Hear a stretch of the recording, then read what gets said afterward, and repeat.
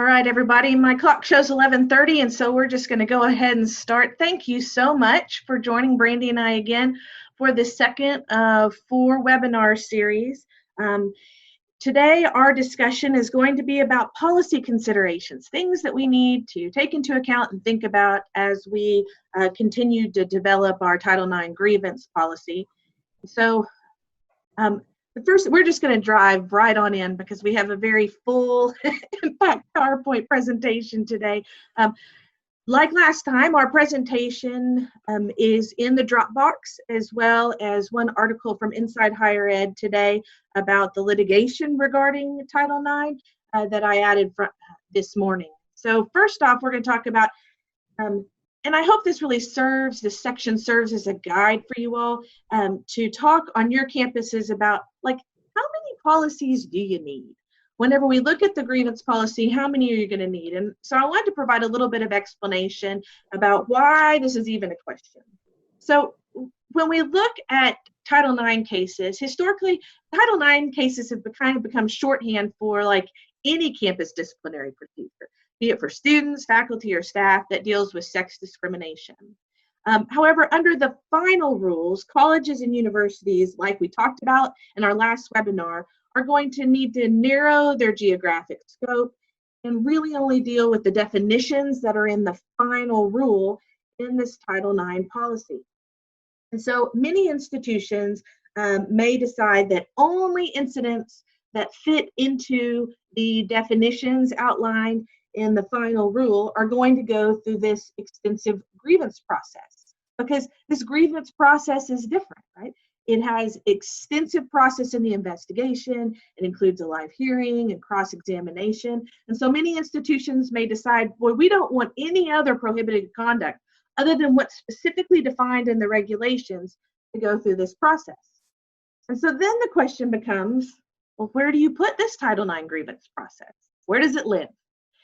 And so there are 2 options that many institutions are looking at. And I wanted to talk through those options so then you all can go back to your campuses and have some discussions about, there's no right answer here.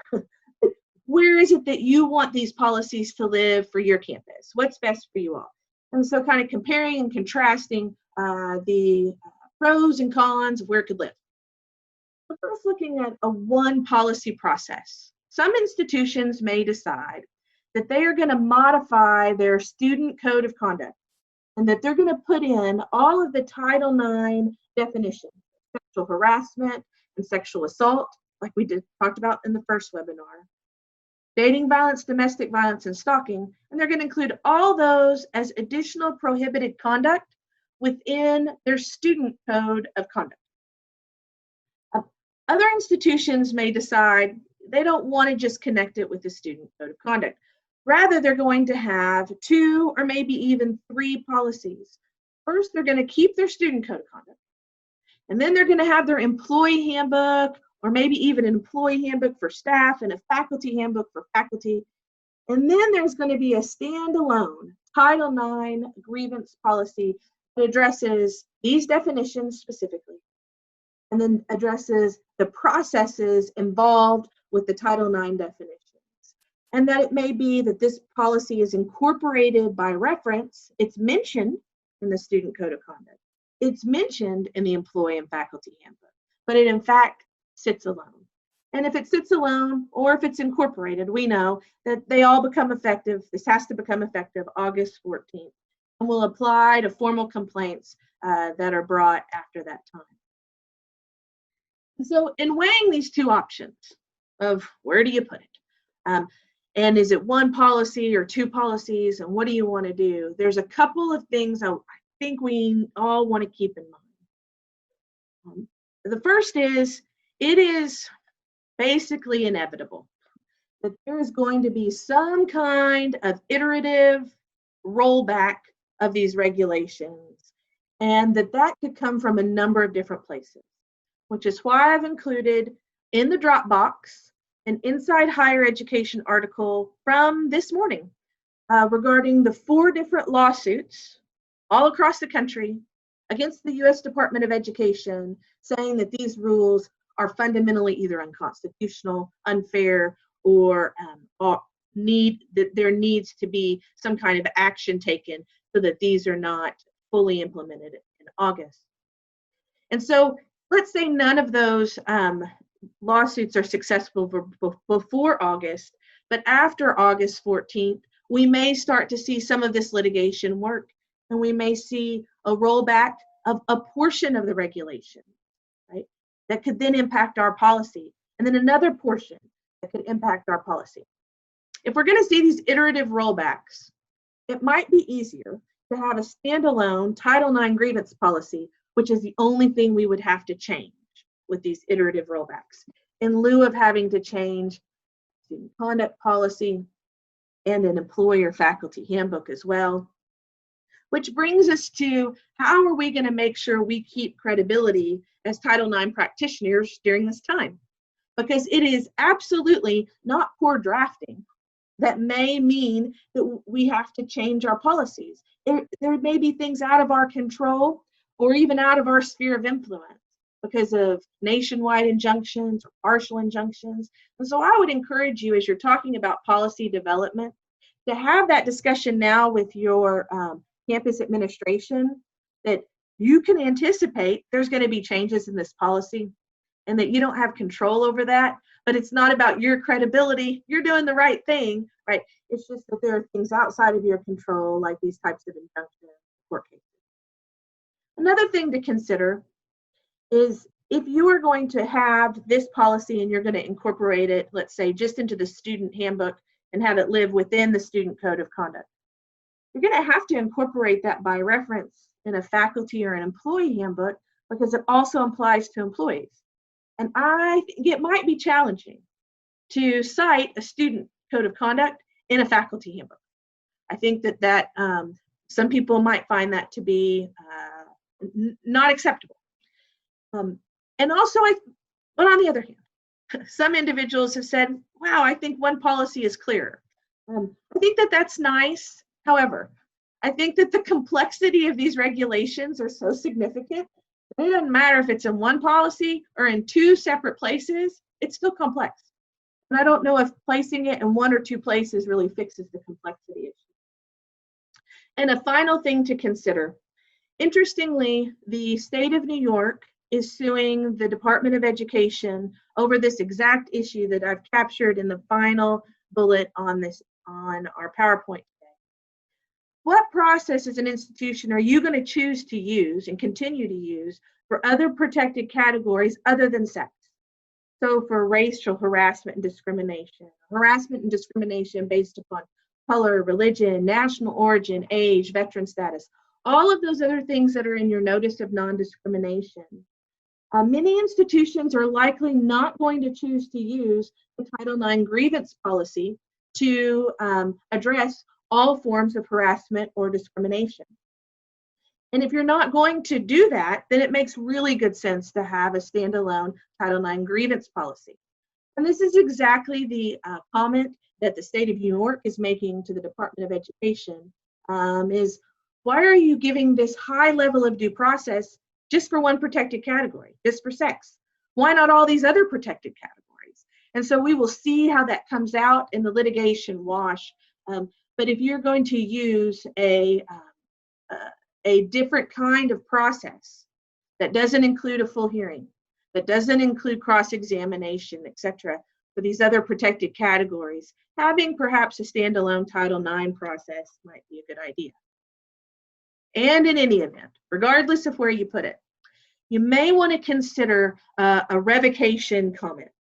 So it's going to be challenging to continually follow all of the lawsuits and the changes that we might see in these regulations, and to immediately update your Title IX grievance policy, regardless of where it sits, in a student code of conduct or by itself. And so you may want to think about including something like this revocation comment, where it clarifies or attempts to clarify for individuals who may review the policy that, look, if something else happens and we have an injunction or a court order or something in this policy is invalidated, that we are going to incorporate that into the policy as soon as possible. But that's how we're going to read the policy going forward, right? And so including that revocation commentary. Maybe something you would want to consider. There's nothing magical about the words on the screen, but that's what it's trying to capture. And all of this is really interesting in light of Title VII. So as you recall, Title VII of the Civil Rights Act is what prohibits harassment and discrimination in the employment context for all matter of protected categories, including sex.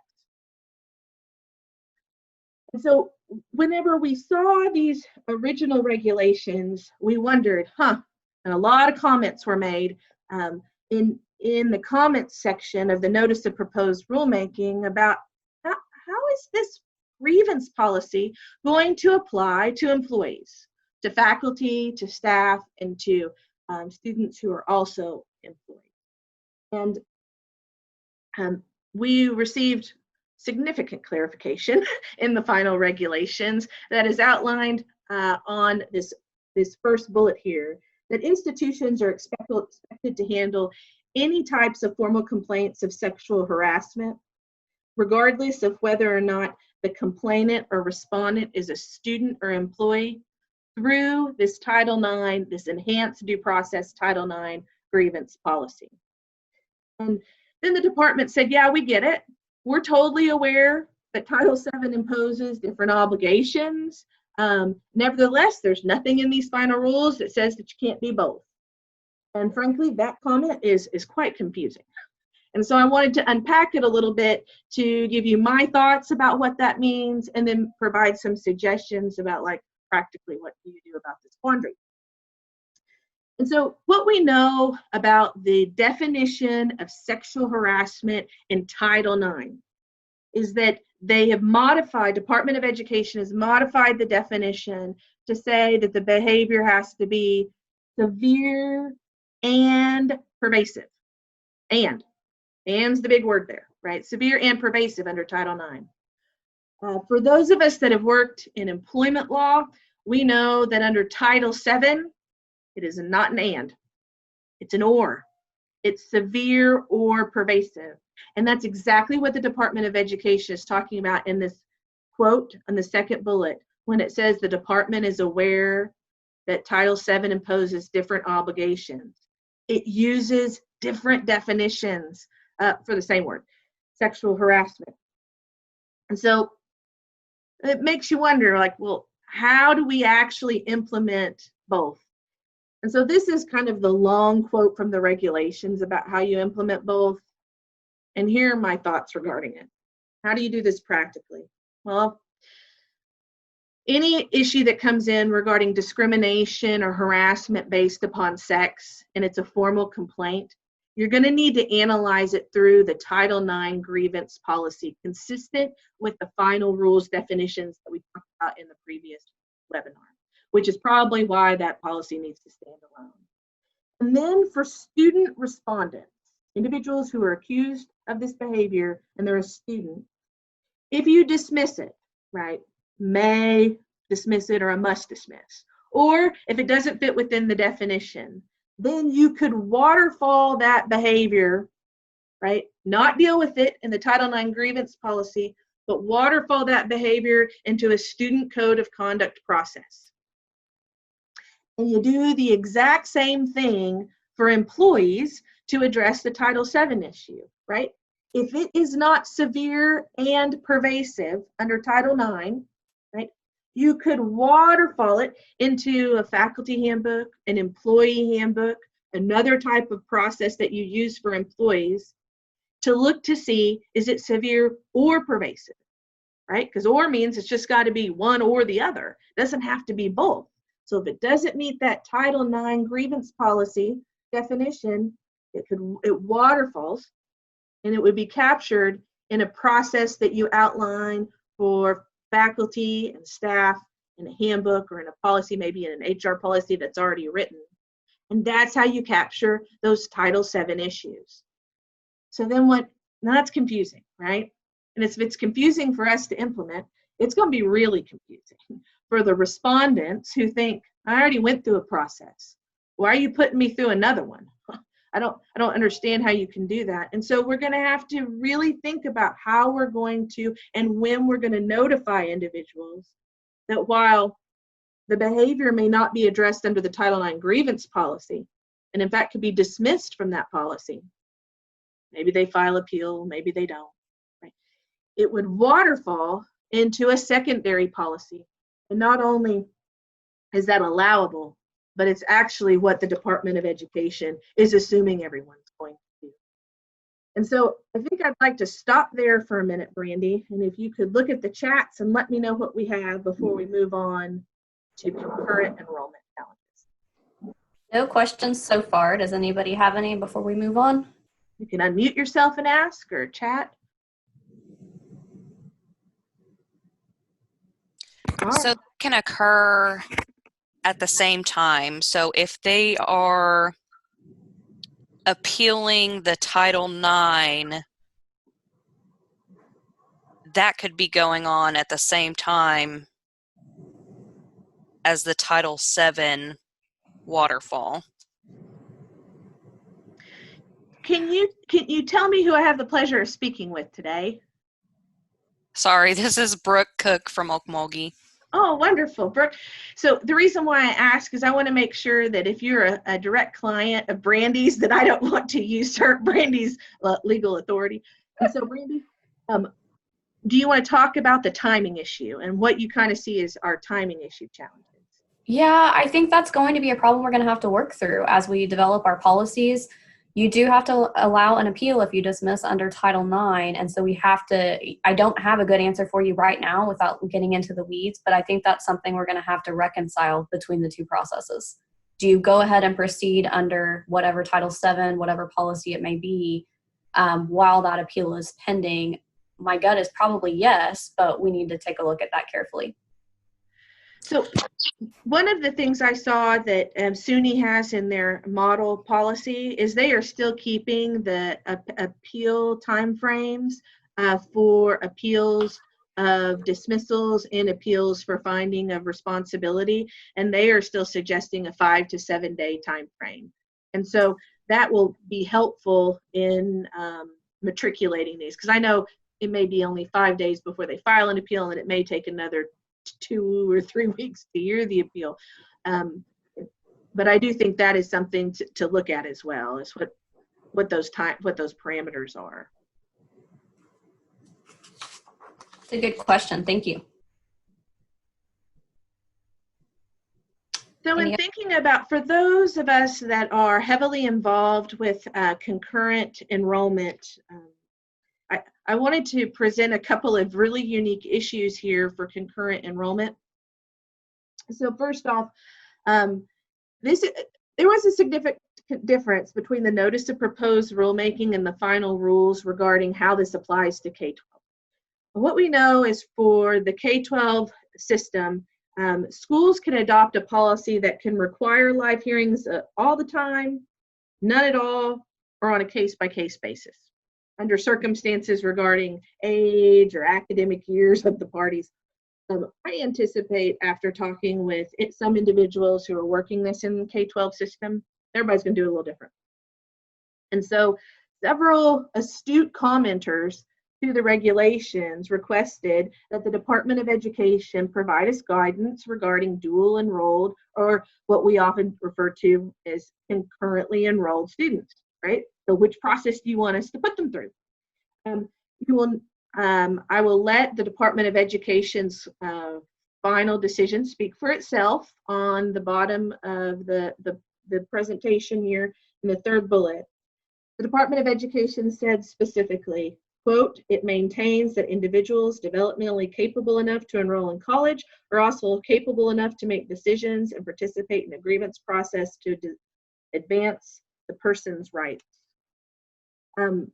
So that's an interesting comment, and what that tells us is that we could choose to, as an institution who enrolls concurrent students, to put them through the colleges or the university's Title IX grievance process.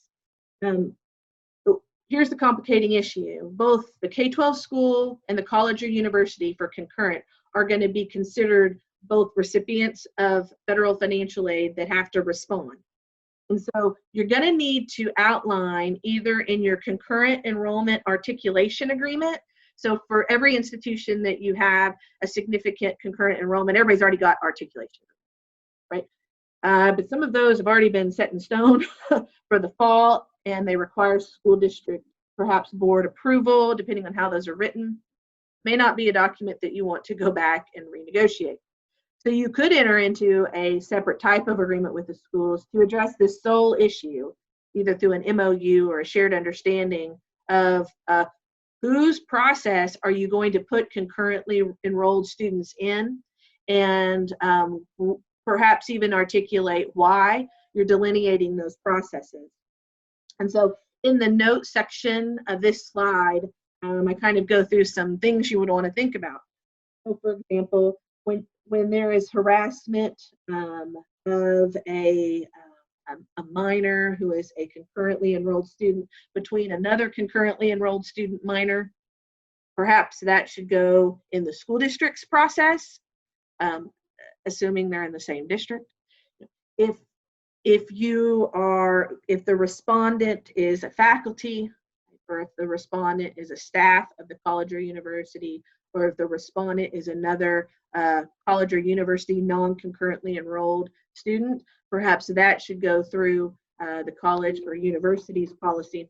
But one of the things to keep in mind is this.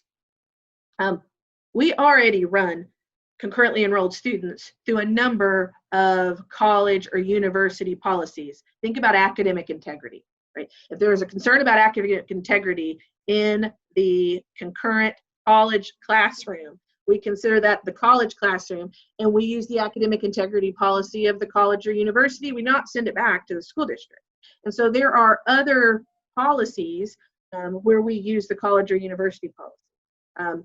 Even whenever we have looked at snow days or scheduling, right? We follow the college or university schedule, regardless of if the school district's open that day, that there may be a discrepancy. There's a lot of places where we're already handling this issue. I think it could be incredibly reasonable for concurrently enrolled students to put them through the college policy. I also believe that we may look at that and go, wow, we're going to put two minors potentially through a policy that has significant cross-examination and evidence going back and forth. And are we comfortable with that? That is different than dealing with someone who's potentially cheated. And so something that you would probably want to get your concurrent enrollment folks involved in and have discussions about, so that you all can talk with the school districts about what you think is right for your students in your area. Do we have some chats about that? It wouldn't surprise me if we do. We do. There's a question. What would you recommend for higher ed in the event a concurrently enrolled student is found responsible by the K-12 institution? Does this new guidance allow higher ed to uphold the K-12 decision, or is there a responsibility for the higher ed institution to investigate? In other words, can higher ed institutions uphold a finding from K-12? Wow, that's a great question. And I have not seen, I want to look that up because I do not know. So before these final rules, I have worked at institutions where we adopted the findings of the K-12 institution after a review of the investigative report. And so that we felt like there was integrity in the investigative report, and we adopted that. And that would absolutely be something, if you're going to allow the K-12 institution to use their policy, you're going to have some discussion about adoption of theirs. But I did not see that in the commentary to the final rules. And so I would like to look one more time, and then we will follow up in Friday's webinar to see if we find any clarification. SUNY has a whole document about concurrent enrollment because the system includes so many community colleges in New York, and they didn't address it in their document either. So I'm very interested to see if we can, if there is clarity in the regulations on that. I think that'd be important too, to make the distinction in the higher ed institution if you're public or private, and from a due process standpoint, make sure you're complying with any due process requirements before you remove that student's status from a public. Privates won't have the same concern. Right, right. I would imagine, do we have additional questions? Not so far. Any others? All right. All right. I will turn it over to you. All right, so policy versus process. The reason I wanted to cover this today is there's a distinction in many minds about what fits in your policy document versus what is more your process, how you actually implement the policy. And the reason that's important is oftentimes, as some of you know, getting an institutional policy changed, if your campuses are anything like some of mine, can be an uphill battle. It just takes a lot of time. A lot of people have to weigh in. So once you get that institutional level policy in place, you really don't want to change it until you have to. And as Mackenzie has already hit on, we may have to roll some of this back anyway, and we're already going to have some tough conversations about that if it happens. So you might consider what might fit better into a process. Mackenzie, can you go to the next slide, please?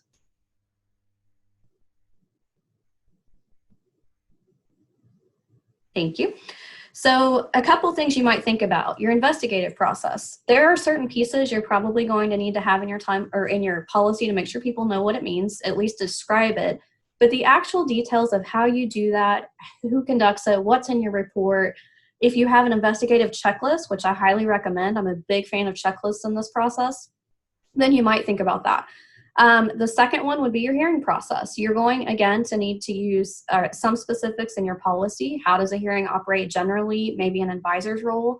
Some of those might actually fit better into a process document. And the beauty of a process document is you can change it if you need to. Now, I would suggest that because you're going to have to post your training and all of those things, be transparent about your process documents too. You could post those on that same website potentially.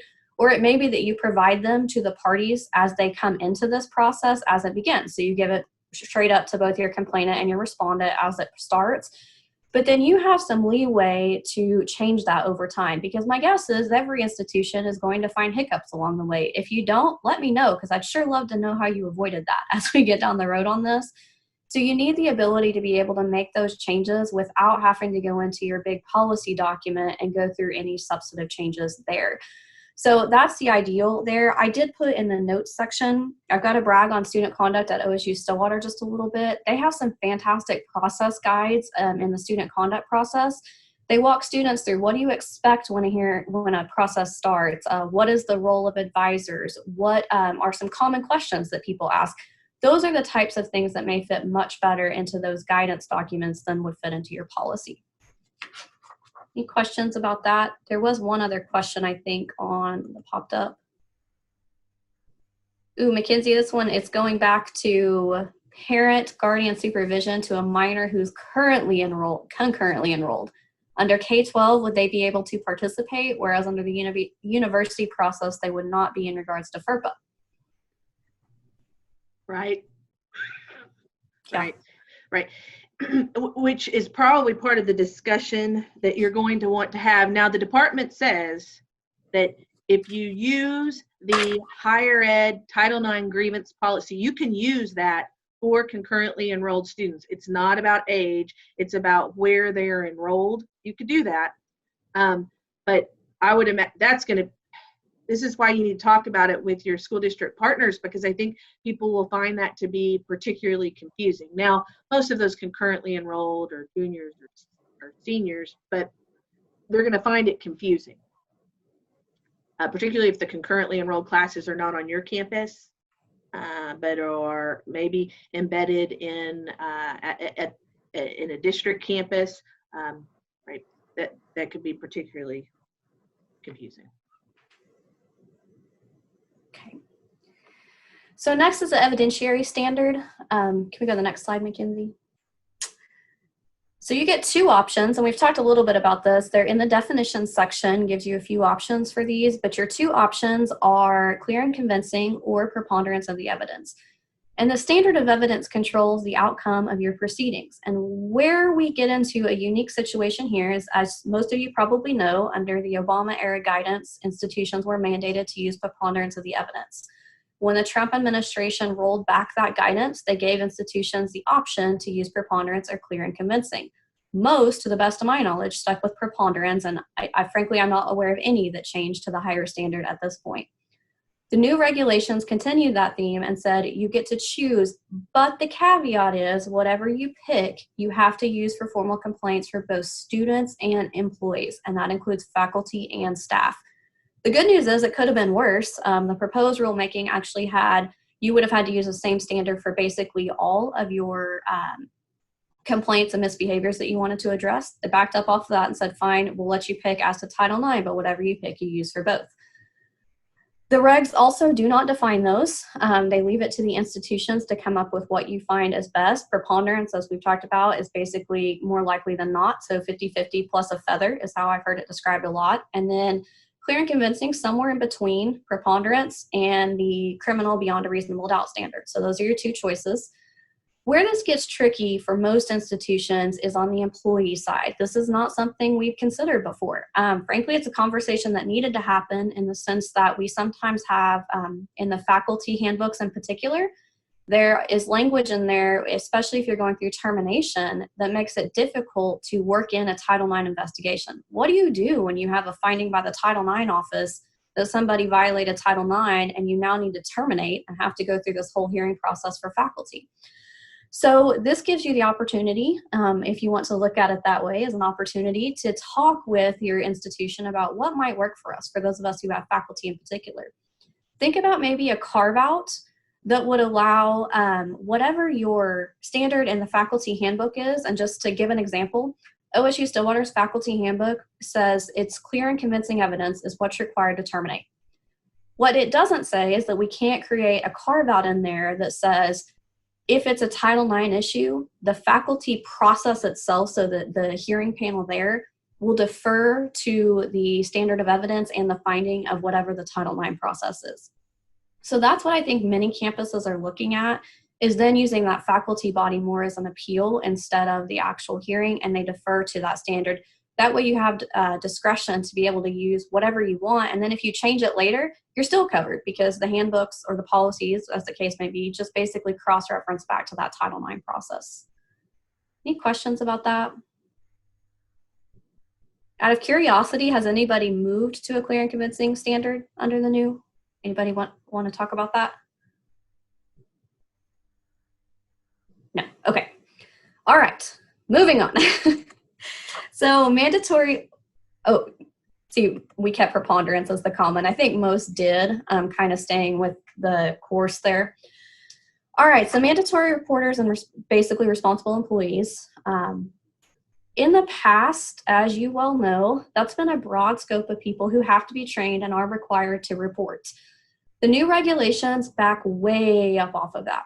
They basically say the only time the institution has actual knowledge, which is what triggers your requirement to respond, is when the report is received directly by the Title IX coordinator or any official of the recipient who has the authority to institute corrective measures on behalf of the recipient.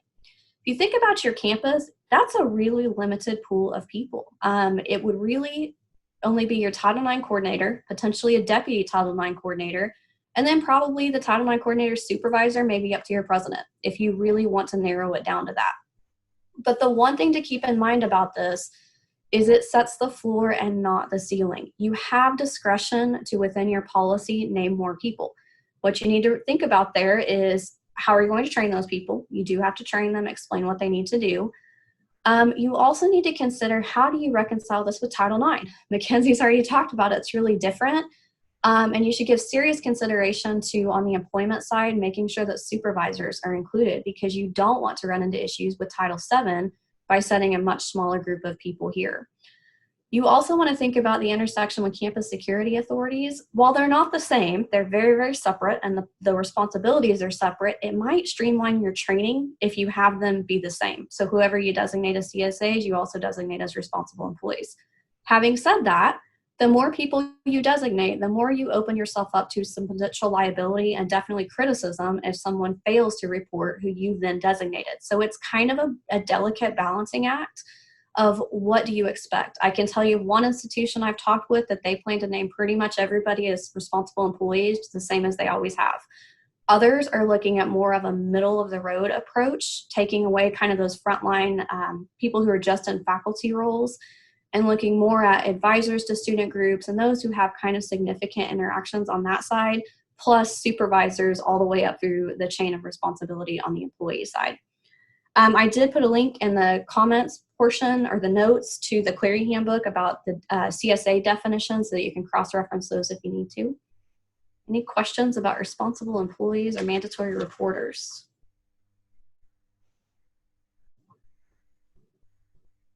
All right. So we're going to move on to talk about supportive measures. These were previously called, we previously referred to these as interim measures, but now in the final rules, we're going to call these supportive measures. Supportive measures, as defined by the final rules, are non-disciplinary, non-punitive services offered to both the complainant and respondent based upon their unique needs. So for many of us, we have been perhaps providing interim measures to complainants. Many of us, if respondents requested, we would provide interim measures.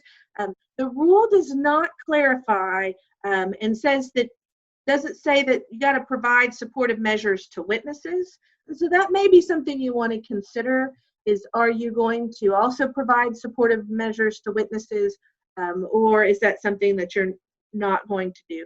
Perhaps previously we had thought to not provide supportive measures to witnesses because often they were just talking to the investigator. They may not have been so involved in the hearing itself. And now that might be different. They may genuinely need some additional supportive measures because of the level of involvement witnesses may have in hearings again. The institution can choose to continue to provide supportive measures even after an investigation and a hearing and a determination that the respondent was not responsible. You could still provide those supportive measures to a complainant or a respondent. And I think this gets to the heart of why they're not called interim measures anymore.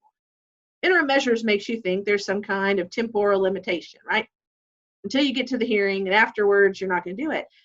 But supportive measures really gives us a sense of what I think the original intention was to provide services for quite a while. Even after the hearing, even after there's a finding of not responsibility for both the complainant and the respondent. And so that may be something you want to address in your processes of supportive measures, is think about like how long are you thinking that those would last.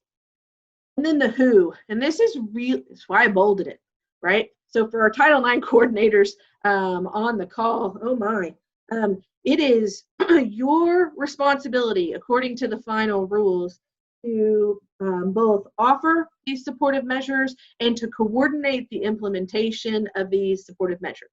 Now, the rule did go on to state that you can designate one or more employee as a Title IX coordinator in order to fulfill the myriad of requirements that we have, this being one of them.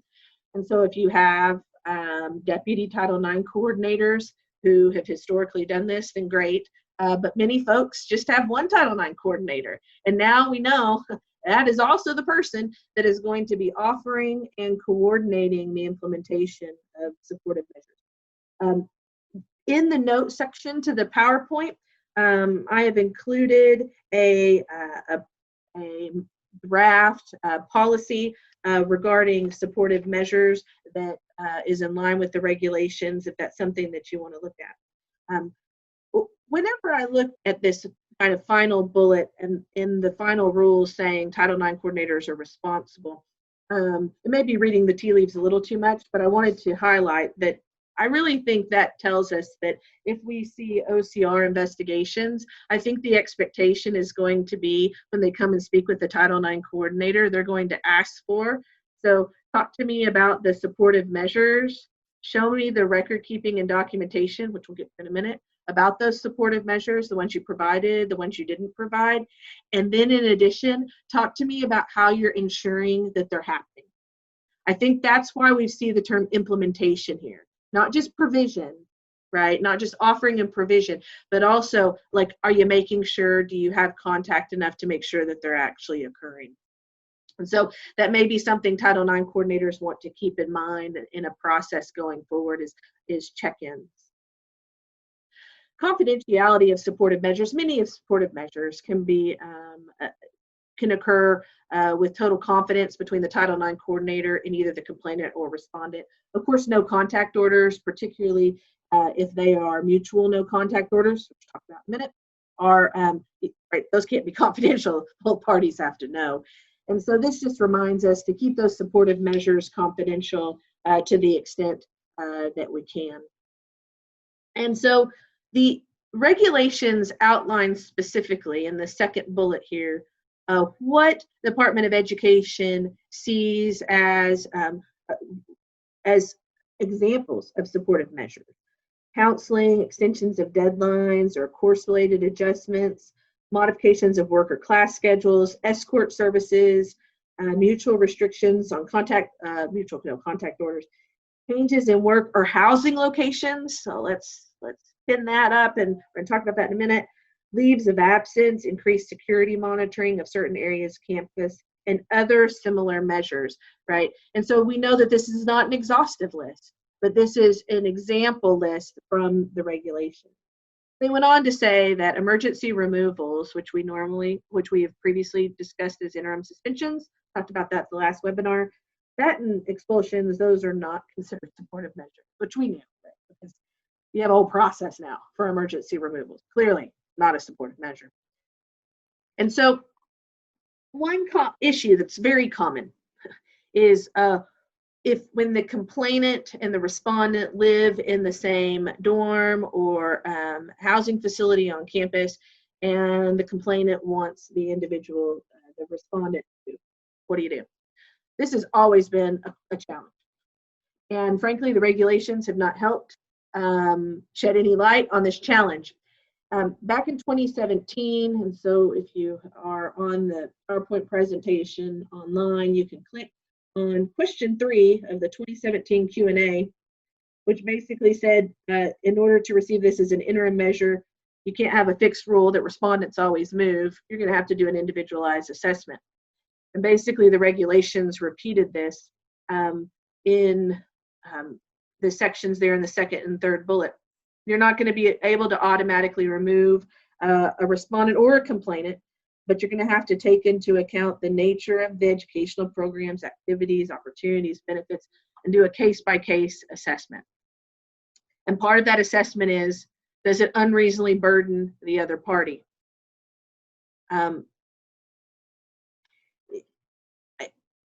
If you are going to refuse to provide a supportive measure to a complaining party, so if a complainant requests for the respondent to be moved dorms, and you're going to refuse to move them dorms, you are going to need to document in your file the list of supportive measures that they've requested, even ones that aren't on your, you may use a current checklist, right, that goes through the common supportive measures. You're going to need to list what they've requested, even if it's not on the checklist, if they requested additional, how they were provided. And then if they were not provided, you have to document why they were not provided, and that denial isn't clearly unreasonable. So for example, if you decide not to move the respondent out of housing because you think it's an unreasonable burden on the respondent, you're going to have to document that in your file. And I would anticipate, given this record-keeping requirement, that this is part of what Department of Education will ask for in data requests during investigations or during larger compliance reviews. And perhaps this is a process that you have not done previously. Perhaps interim measures were conversations where you might have emailed them in 3 to 6 months just to check in. Now they need to be much more formalized with documentation of everything requested, what was provided and how, what was not provided and why, and more than just why it was not unreasonable for you to deny it, and to make sure that you're comfortable with that documentation. And that will need to be kept on file for no less than 7 years. And so putting that probably into your Maxient system or whatever system you're using for all of your aggregated files for each of these Title IX cases. Interestingly, before we move on to no contact orders, this record keeping requirement is not required for supportive measures you deny to a respondent. Now, I don't know what to make of that. However, out of an abundance of caution, I think I would probably keep, since really the theme of these regulations is if you provide it to the complainant, you provide it to the respondent in terms of due process and in terms of all sorts of ideas of fundamental fairness. I think I would likely keep documentation for why you are denying a respondent a supportive measure, similar to how I'm keeping that documentation for a complainant. Just know that technically speaking, it's not required in the regulations. Perhaps an oversight, who knows. And then finally, another common issue are no contact orders. The regulations say, generally speaking, we're looking at mutual no contact orders. No contact orders that are issued to both parties telling them, don't interact with each other. As broad as don't interact with each other in multiple venues and avenues. The preamble does note, however, that you can still have one-way no contact orders, and it's helpful that they give us some explanations of what that means. I think that helps illustrate what they're thinking. It means that if an institution needs to enforce a restraining order on their campus, they could, in addition to the restraining order, issue a one-way no contact order. Or if there's a preliminary injunction, they could issue a one-way no contact order or other quote, protection issued by a court that they could engage in a one-way no contact order. Often institutions don't double down on the restraining order and then in addition issue a no contact order. Often they will just enforce, perhaps even through their law enforcement, those restraining orders. But this does give you the allowance to have those one-way no contact orders. And there we are for supportive measures, and we can move on to advisors. Can I, before we move on, Mackenzie, I actually have a question to play. Yes. I'm going to play Stump the Chump today. Oh, please don't. No, so here's my question. In the comments on supportive measures, the department specifically says they decline to talk about removal from athletic teams or extracurricular activities, as whether that's reasonable or unreasonable. Yes. Do you view that as an interim or supportive measure, or is that more of a disciplinary team rules type of process in your mind? And then the follow-up to that is, so for public institutions, there may not be a good answer to this today, but it's something for all of you to think about. For publics, well, for all schools, participation in athletics is not a right, it's a privilege, which means you do not have to go through any due process hoops before you remove somebody from a team. Having said that, you do want to have a pretty clear, whether it's written in your policy or your process or just even, I hate to say an informal understanding, but if there's an allegation against a student athlete, how do you address that in terms of their participation? Because like it or not, if it gets out into the public domain, you could face criticism because you've allowed an individual to continue to participate while this allegation is pending. On the flip side, do you really want to remove someone from their status in that sport, that extracurricular activity, whatever it may be, when there's no finding? So not a very clearly articulated question, but something that all the campuses with any kind of extracurricular activity need to be thinking about. So the thing that gives me pause, and I will go back so we can look at it, it's under the housing, but it's really this bullet down here, that the regulations say that we need the analysis for the supportive measure is that we need to take into account the nature of the educational programs, activities, and they don't modify it to say educational activities. I mean, not that sports aren't educational, right? But they're thought of as maybe co-curricular activities, opportunities, and benefits in which the party is participating, not solely those educational programs that are academic in nature. So that is what it appears to me that failing to say with specificity what you're supposed to do, but yet requiring an individual who is analyzing whether or not they're going to remove somebody from an activity based on supportive measures requires you to analyze things that are more than just academic in nature, I think leaves the door open to, at least a little bit, to the argument that those removals could be a supportive measure, and those would need to be analyzed under the unreasonably burdened standard. And I think that's going to be in stark contrast to what we have historically seen, which is the absolutely, you're accurate that, your continued participation is a privilege and not a right, which can be removed at a public institution without those levels of due process by a coach. And so how do you square that with it being a supportive measure? And I do not think that the regulations add any clarity to that at all. This is one area where, boy, that is going to be ripe for complaints and other administrative actions to seek clarity on that. And that's unfortunate. Yeah. Yeah, Tulsa Community College does not have athletics. Have I told you that, Randy? Yeah, you may have mentioned that a time or two. Yeah. All right. Moving on. Any other questions on that? Okay. Advisors. So this is an area where this is going to be really new for a lot of institutions. So good or bad, our Board of Regents implemented a code of conduct for most of our institutions about 4 years ago that has allowed active advisor participation in hearings. So we've had a lot of experience in this. The new thing for most of you is going to be that we've always allowed parties to have advisors, right? Under VAWA, each party gets equal right to an advisor. But what we haven't always allowed is active participation by that individual. The regulations now say you have to allow that advisor to participate in any meeting or grievance proceeding. And in the grievance proceeding, they must, not may, they must actually do the cross-examination of the other party and any witnesses. This means that the actual party, so if it's the complainant, he or she cannot ask questions of the respondent or any witnesses. Their advisor has to do it. In addition, institutions have to provide an advisor. And this is an area that I think is ripe for problems for everybody. A couple things that you're going to want to make sure of. One, clearly articulate the advisor's role in your hearing process.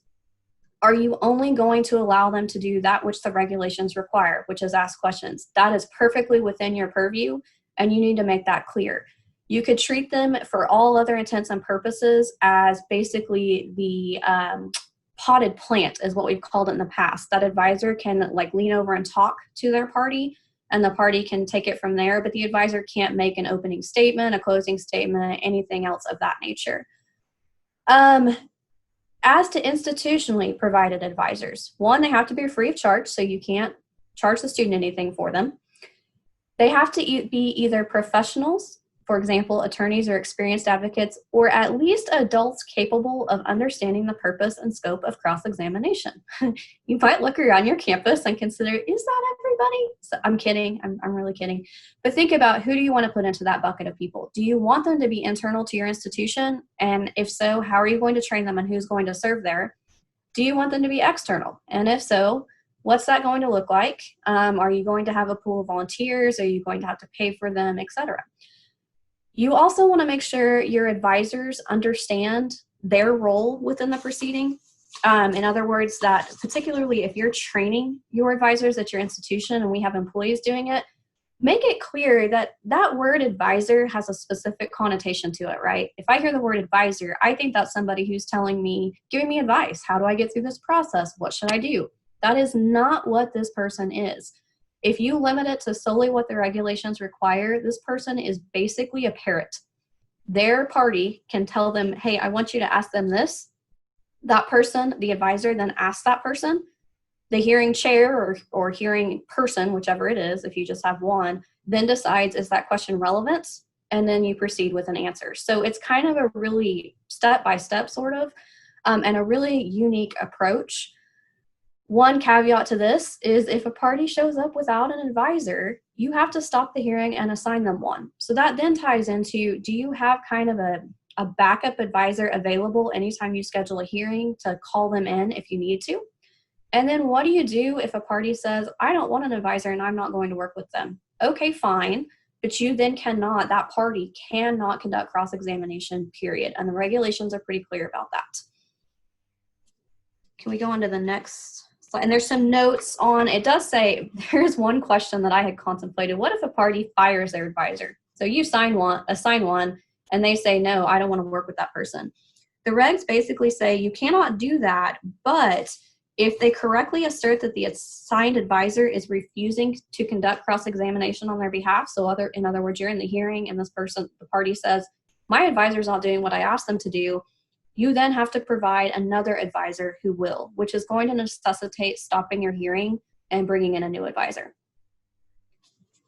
All right, so limits on advisors. We've talked a little bit about already. You can set limits as long as they apply equally to both parties. So whatever you decide, it's going to have to apply across the board. You can decide about direct examination of a party because the regs don't say you have to allow that. So can the advisor question their own person? That's up to you as the institution. You can also establish rules of decorum, and while this says you can, this is absolutely you should as you prepare for these hearings. You need to have rules for these advisors to make sure that they understand that cross-examination has to be conducted in a respectful and non-abusive manner. And there's a link in the notes section to a guide for advisors that OSU Stillwater put together. The caveat, it was pre-Title IX regulations, so it was written with our code in mind that allows full participation by advisors. But you really want to make sure that you're clear up front with the parties and the advisors about what those rules are and set in place a process to shut it down. So is it a one warning and then you get to go again? And also bear in mind, if you remove an advisor from a hearing, you then have to assign a new advisor. I think I can say safely we've never had to actually remove an advisor from a hearing since we've started this. And we have seen participation by kind of across the board, parents, attorneys, friends. I think we've seen one bring a faculty member, if I recall correctly. Generally speaking, the attorneys aren't as bad as you would think. Some are. We've had a couple. One thing you might consider is as you move towards this, offering up some training for, like we did it for the local bar association. Hey, come let us tell you about what our process looks like and how it works. And that's been pretty effective for us because we tend to see more local lawyers than others. But we have had to give warnings and say you need to stop. You see attorneys periodically treat it like a courtroom. They want to object for the record, and so on. You need to train your hearing officers how to handle that and how to move past that. So that's one of the things that's going to be imperative. And then also looking at what limitations do you want to impose? Do you want to make parties personally answer questions during an interview? Makes perfect sense that you should. You can't conduct a thorough investigation without getting direct answers from the party. And then another is, do they get to make opening or closing statements during the hearing? Those are the examples of the types of limitations that you can impose. All right, next. So institutionally provided advisors, again, you have to make them free of charge. So you might consider a pool of people that are trained. It might be that you use some of the people who are also trained as your hearing officers if you're going to use those internally, that they're cross-trained in these two roles, and consider that as a possibility. Consider if they're going to be internal or external to your institution. Explain, again, the importance of them remaining within whatever role they're assigned to be. If you have somebody who steps out and gives advice to a party about what they should or should not do as part of a hearing, that can potentially open you up to liability depending on the circumstances. And again, making sure that they understand what exactly is an advisor, and it does not mean what it sounds like it means. Questions about advisors? Okay, so I have two questions. Number one, for advisors, what is the bare minimum that is required that the institution allow an advisor to do? The bare minimum is like to the ask. Floor. What's the floor? The floor, they have to be able to attend all meetings and the hearing, and also to conduct cross-examination of the parties and the witnesses during the hearing. That's it. Have you heard of anybody giving any thought to allowing a party to have, and you have to allow them to have an advisor, but that's not really a support person, right? because they're not supporting them. Perhaps you're only going to provide the floor, which is what you just described, right? So in the hearing, just cross-examination of the party and witnesses. Have you heard of institutions considering allowing a person to also bring in a support person who doesn't have any role, they don't say anything, but they are there to provide the party support? I have not seen that directly. I think what I would suggest to our institutions is it's one person, because if you really want that person to be a support person, the party can bring their own. That person can then serve as an advisor to them. They can serve that dual role. And if you don't want that, then we'll assign you an advisor who will do the bare minimum that is required by the regulations. That's how I would analyze that. And that's consistent with VAWA, where both parties get to bring one person. One caveat I would say is if you do need an interpreter or something like that to accommodate a disability, you would absolutely have to provide that in addition to an advisor. Perfect. That's very helpful. There's a couple questions. One is, any thoughts on how to handle questioning from a complainant from a family member or a parent? Yeah, that's brutal.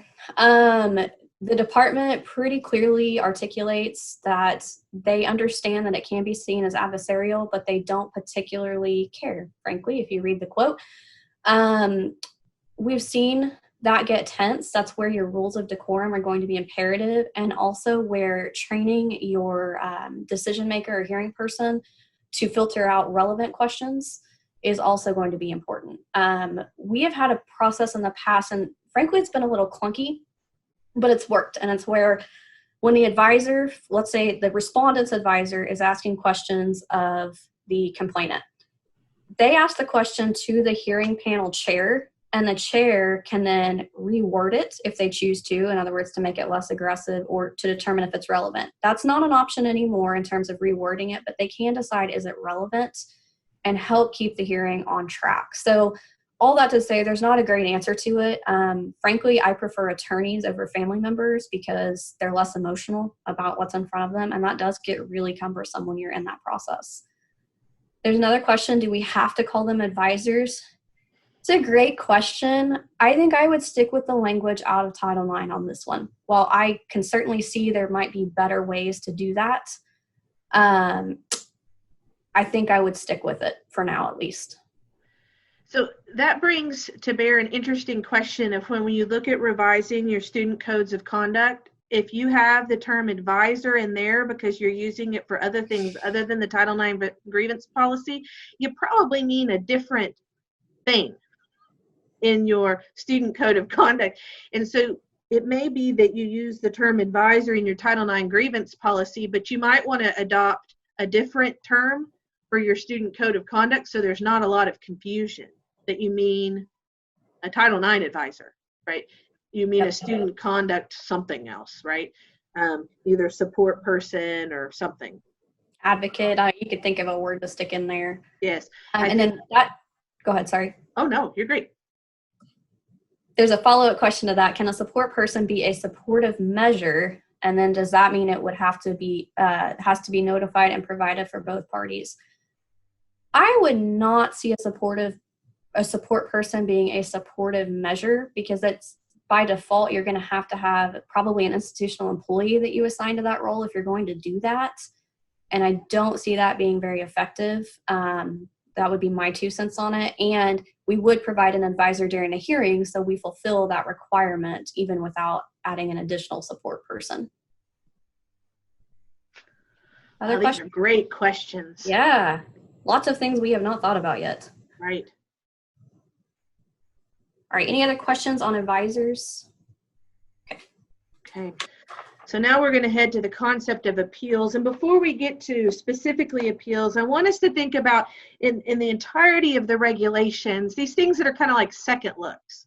When do you get a second bite at the apple?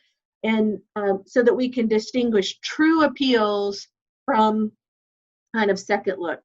And so as you'll recall in the last webinar, we talked about how students can, quote, challenge an emergency removal, right? There's no rules or required basis on which that challenge is. It just has to be immediate, right? That's not an appeal. It's just a challenge, but it is a second look. That non-student employees that have administrative leave, the regulations specifically say they're not going to define permissible terms and conditions of the leave. But you may have a employee policy that gives someone a second look at that administrative leave. But what we're going to talk about now are true appeals, right? And that's this third bullet. Both parties can appeal, and with a very prescribed process, a dismissal of a complaint, the dismissals that we talked about in the last webinar, both the required, the must dismiss, and the permissive may dismiss if you choose to adopt those mays in your policy. And they can appeal a determination regarding responsibility, like whether you're responsible or you're found not responsible. Either way, that determination, and that both parties can appeal that. In the notes to the PowerPoint, there is a policy that you could choose to adopt or look at for your institution regarding what's required now for appeals in the rule. Why this might be a little confusing is if a couple of years ago you read through the notice of proposed rulemaking before the final rules, this is a humongous and significant change between the notice of proposed rulemaking. The notice of proposed rulemaking didn't require an appeal at all.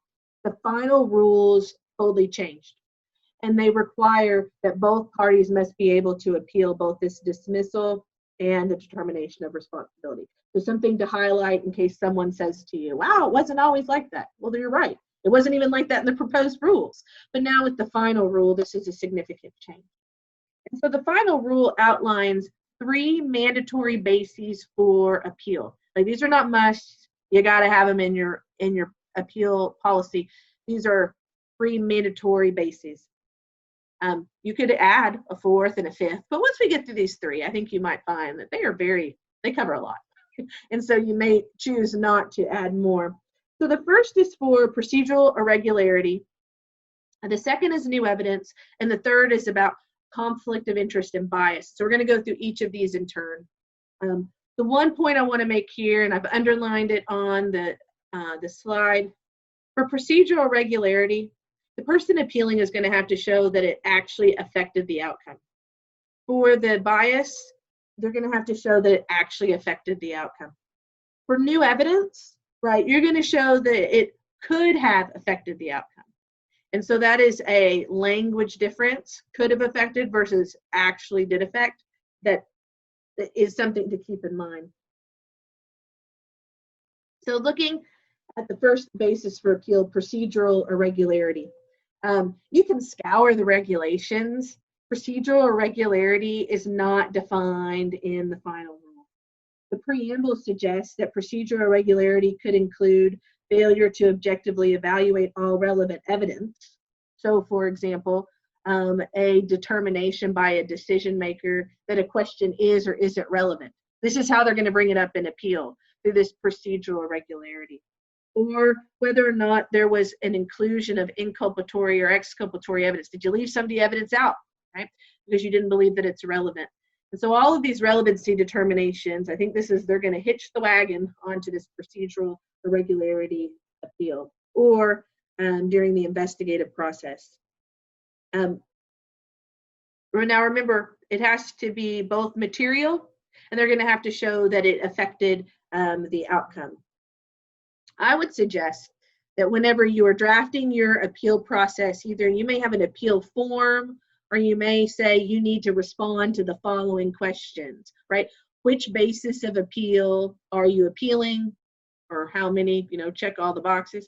And then explain with specificity how you believe there is a procedural irregularity and how it affected the outcome. I think you need to put that back on the appealing party to make sure they explain to you how they think it affected the outcome, because it shouldn't be up to the appeal group or the appeal person to kind of determine, I wonder how that could have affected the outcome. The appeals party needs to lay out that roadmap for you, and that should be part of an appeal form or an appeal process. Newly discovered evidence. The final rules lay down kind of a 2-step process. First, is the evidence proffered by an appealing party indeed new? So this is a question most people have had newly discovered evidence in their appeal basis for a while, way before these final regulations. And this always ends up being the question. Did you hold the evidence in your pocket and not present it at the investigation, during the investigation? Or was it available to you and you just didn't go out and seek it or ask for it? Or was it genuinely not available and it's brand new? And so that will be the first question you'll have to figure out is it really new? And the second, if the evidence was not provided any time prior, the key question is going to be, could that new evidence have affected the outcome, right? So my experience in these types of hearings is often there is a secondary narrative that the complainants and respondents engage in during these hearings. That's a place where they feel more comfortable talking about it.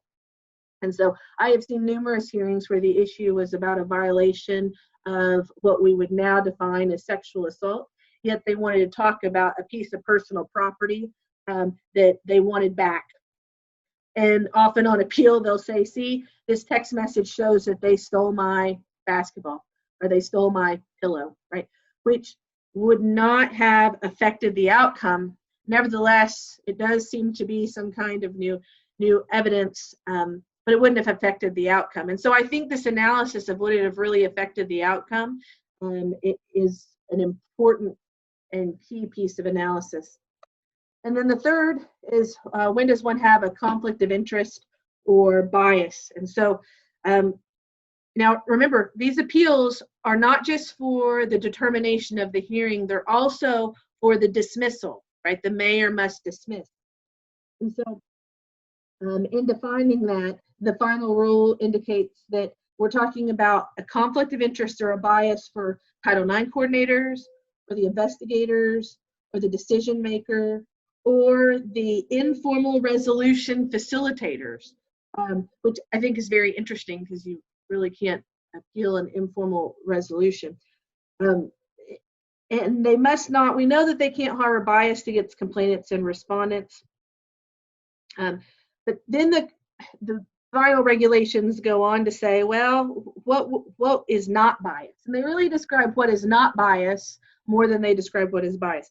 And so the department declined to deem a recipient's employee their employment status with us just because we employ the Title IX coordinator or we employ the investigator or the decision maker. That does not make them biased. The department stated that even if they have a past advocacy activity, right? So let's say that they previously worked for an advocacy organization and now they're an investigator. That does not mean that they are biased per se. Now they could provide additional descriptions about maybe commentary they made during the investigation that would give one of the parties the thought that they were biased. But just having had that past advocacy work does not mean that they're biased. And also, the department indicated that there's no rule that prohibits the Title IX coordinator from also serving as the Title IX investigator, although I think that's going to be very difficult, if not impossible, that isn't a direct hallmark of bias. And so I think this is where the narrative section of an appeal, you're going to see a lot of narrative here about bias. And I think likely we're going to see, because it's what we've seen in litigation previously, it's going to be about comments the individuals may have made during the investigations, questions that were asked by the decision maker, and previous articles that have been written or previous trainings that the person has provided that maybe are online or someone gets to that says, see, look, of course they're biased because they only talk about, although I don't see this as a bias, but some court cases have tried to connect the dots between an individual who has only provided training on trauma-informed interviewing techniques and that somehow it has manifested some bias towards complainants. So although I don't see it as that, we could anticipate that those may be arguments. And so there was in footnote, boy, these footnotes. Footnote 1129, there was an interesting example and a consideration that you may want to work through with your team on your campus about appeal consideration, particularly when a respondent would appeal a dismissal from the Title IX process. And when I first thought of that, I thought, why would a respondent appeal a dismissal from the Title IX process? And it's because of what when we talked about the waterfall, right? That if you dismiss it from the Title IX process, a respondent is then, if it's a student's going to go into a conduct process, does not have the same due process. Or it's going to go into an employee handbook or a faculty handbook that does not have the same due process. And for many respondents, they might very well prefer this higher level of due process, which includes their right to a live hearing and a right to cross-examination and other things. And so they may actually appeal a dismissal because they don't want it to go into the waterfall process. They want to keep it at this higher level in the Title IX grievance process. I feel pretty comfortable that for these final regulations, we haven't seen appeals like that. Typically, respondents don't appeal dismissals.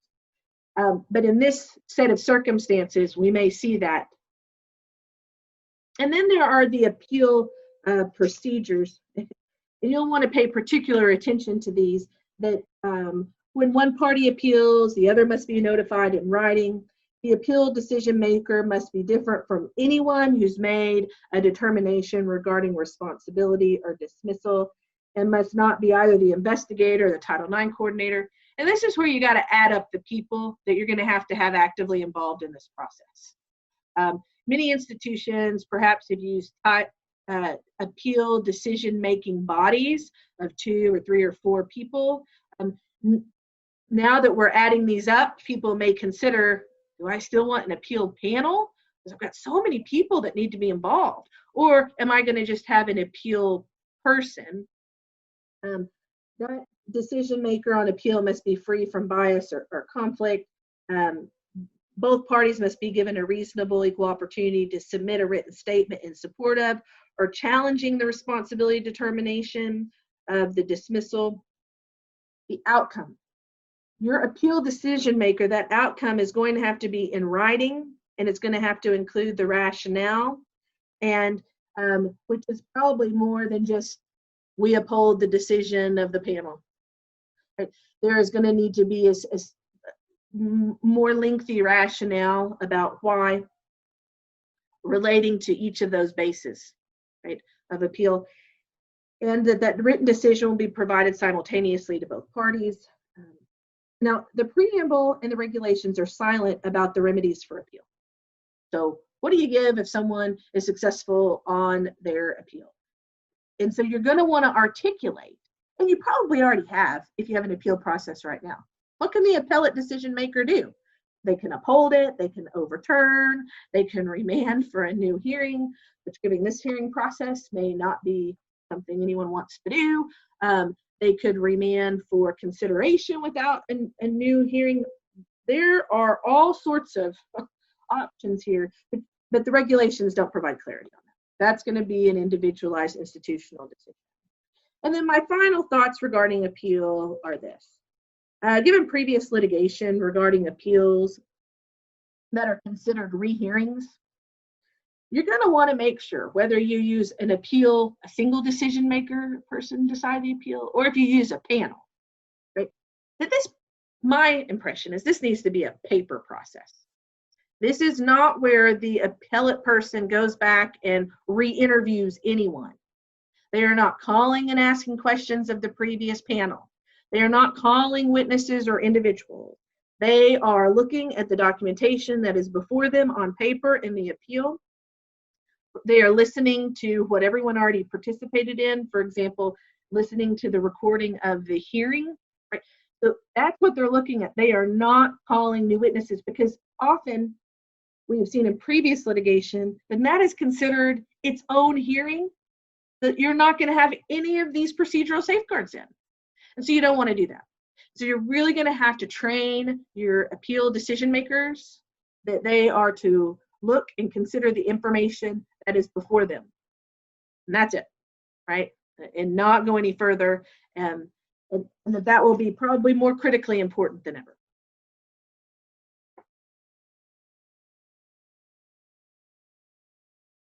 Sorry, I was muted. There's one question. Any suggestions on how to handle the situation of a party insisting to appeal a decision based on evidence that cannot be considered in determination of responsibility based on a party not participating in cross-examination? Oh, right. That is not a basis for appeal. I don't think it would be considered new evidence that wasn't available because it was available. They chose not to ask the questions. Yes. And I think that you will have to explain probably more. This is where the appeal decision maker should have access to maybe the institution's attorney to help craft at least some language regarding what the regulations require, right, for that complicated cross-examination issue. And that's a really good forethought in thinking that's going to be a significant basis for appeal. It's just not going to work. Yeah. Any other questions? I will say in all the hearings I've seen, and this wasn't one I handled personally, the only time I've seen any actual new information, it was brought in the day of the hearing. Somebody had managed to get all of their Snapchat records. So it turns out Snapchat does keep them for some period of time, and this individual whose parent happened to be an attorney was able to secure those, but got them actually the night before the hearing, if I remember the facts correctly. So they were not available prior to that. They weren't allowed to introduce them at the hearing. Ultimately, it was a finding of no responsibility, but had the individual appealed, they could have appealed on that basis, and it would have actually been new evidence that wasn't available. And that's the only time I can think of that I've seen that actually happen. All right, so moving on. Confidentiality, I'm going to go quickly because we're almost out of time. This is relatively straightforward. Remember, FERPA still applies to everything involving students. Employees, you're generally going to keep things confidential. You do want to consider if you're public, how does the Oklahoma Open Records Act apply? Is there anything that you would have to disclose? Because it does typically say you have to disclose the final results of any disciplinary proceeding that results in demotion, loss of pay, and several other adverse actions. You want to explain in your policy if you have confidential reporting options. So for example, victim advocate, anything of that nature, use your policy to help direct people where to go. Make sure you're consistent with the Clery Act. And again, there's a link in the notes to a section of the handbook that may be relevant. Mackenzie's already covered keeping supportive measures confidential to the extent possible. One thing the regs very clearly say is the institution should not, under the guise of confidentiality concern, impose prior restraints on students and employees' ability to discuss the allegations under investigation. For example, with a parent, friend, or other source of emotional support, or with an advocacy organization. I mean, this is tough. I worked through a case where we had an individual in a specific department who'd been accused of sexual harassment. It was an employee. And others in the department wanted to talk about it a lot. There was a reason why. And ultimately, they felt like they were told that they couldn't do that. When we really dug in and talked about it, it wasn't they were told they couldn't. It was that any discussion about the specific facts of an investigation have the potential to tilt the investigation one way or another, whether it taints a witness, anything like that. But you've got to be incredibly careful of telling people they can't talk about the process. That's everyone's instinct is, hey, let's keep this quiet until we work through it. That is not allowed under the regulations. If you are using informal resolutions, you have the discretion to keep them confidential, but the regs do talk about you might want to give consideration to, in the interest of disclosure, explaining maybe tallying the outcomes of them. Well, how many resulted in this? How many resulted in this? And that's something to also bear in mind if you're public from an open record standpoint. It's not uncommon to get requests about how many Title IX cases did you have or how many of this. You're not required to keep a record, but if you do keep it, you have to disclose it. So if you're tracking that in any way that's not personally identifiable, you're going to have to disclose that eventually. Or even if you track it and you have the parties' names in it, you may be required to redact those and release the results if you were asked to do so under the Open Records Act. And then finally, the department was very clear that they don't think there is any conflict between FERPA and Title IX, but if there is, Title IX will prevail over the FERPA regulations. And they've said, hey, it's the same department enforcing these. We're not going to hold you to a FERPA violation if it in turn violates the Title IX regulations. Questions on that? All right. Okay, and we're going to conclude with amnesty considerations.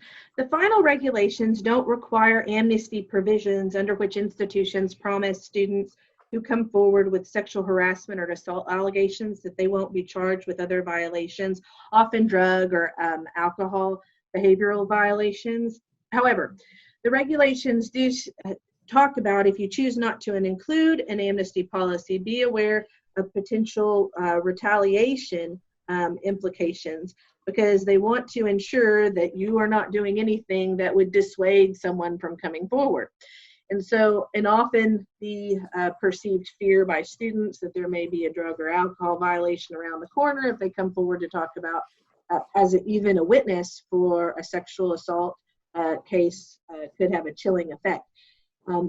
In looking at institutional policies, most everybody is using some level of amnesty provision. And so there's a number of them out there. If people wanted to take a look, the potential policy language could include what's on the screen, but all sorts of institutions have really great amnesty considerations. They're typically not very long, right? They're a very short paragraph just explaining to students. Interestingly, Texas and New York have state laws regarding mandated amnesty policies in these types of codes of conduct as well. And so even though the final rules don't include that, we have seen some state legislation, which I thought was interesting. Included in the notes section of this slide is also a discussion by TICSA, which predates the final rules. Nevertheless, when I read it, I still think it makes wonderful, compelling arguments for why an institution would want to include an amnesty policy. And so that brings us to the conclusion of webinar 2. Wow, with 4 minutes to go. We so appreciate everyone's participation and such thoughtful and insightful questions. I will hang out I'm going to stop the recording, and then I will hang out for another 5 or 10 minutes in case people have questions that they would like to ask without everybody. But we look forward to seeing you on Friday, where we will talk about, Brandy, and keep me honest here, investigations and hearings. Yes, and Aaliyah Marriott has kindly agreed to help us out with that session. So for folks that don't know Aaliyah, Brandy, can you remind us of who Aaliyah is and how I think she's phenomenal and fantastic. Aaliyah is the Director of Student Conduct at OSU Stillwater. She has been doing this for quite a while and has been a phenomenal resource and is always willing to share not just her expertise on how this works, but also her materials. With it, a lot of time and effort has been spent developing. She's been very, very generous in sharing those as well. Fantastic. So we're looking forward to this Friday with Aaliyah and crew. And so thank you all, and we will see you Friday.